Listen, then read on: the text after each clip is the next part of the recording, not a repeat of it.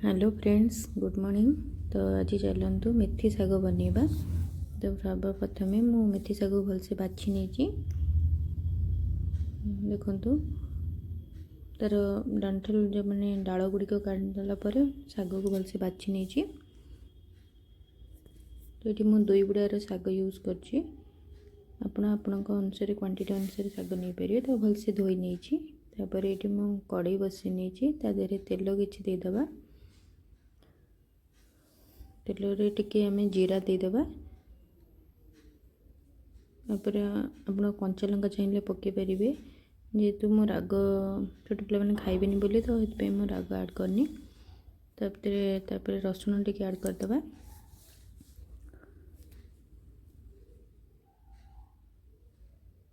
रसुण टिके भलसे हो गला परे आम या पियाज ऐड करदे।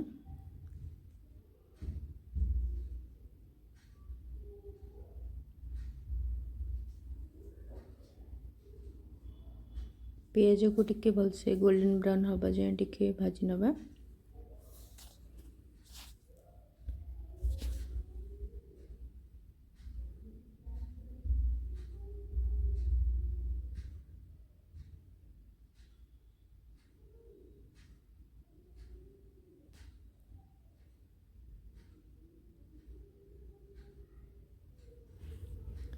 आलूटी भाजी गला परे तापर टिके ताको भलसे भाजी नवा। तापर मु किछि अदा धीरे ऐड करनी टिके समय तापर ताको टिके भलसे गंध अदार स्मेल जीवा जाए शाग को सब भलसे काटी नवा। शाग हम धोईकी रखी फास्ट तो ताको टिके भलसे चुन चुन करी काटी नवा।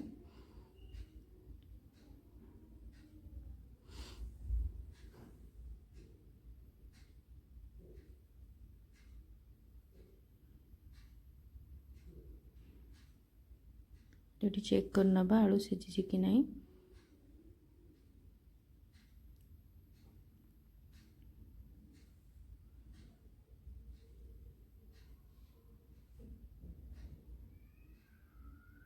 जेहेतु आलू टिके बड़ साइज अच्छी तो सीझापी टिके टाइम लगे। तापर टे लंका गुंड ऐड करनवा।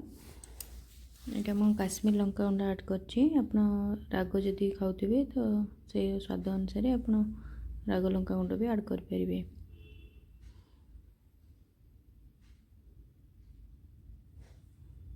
तो आलू टिके सीझापी टाइम लगे तो टिके पानी देके टिके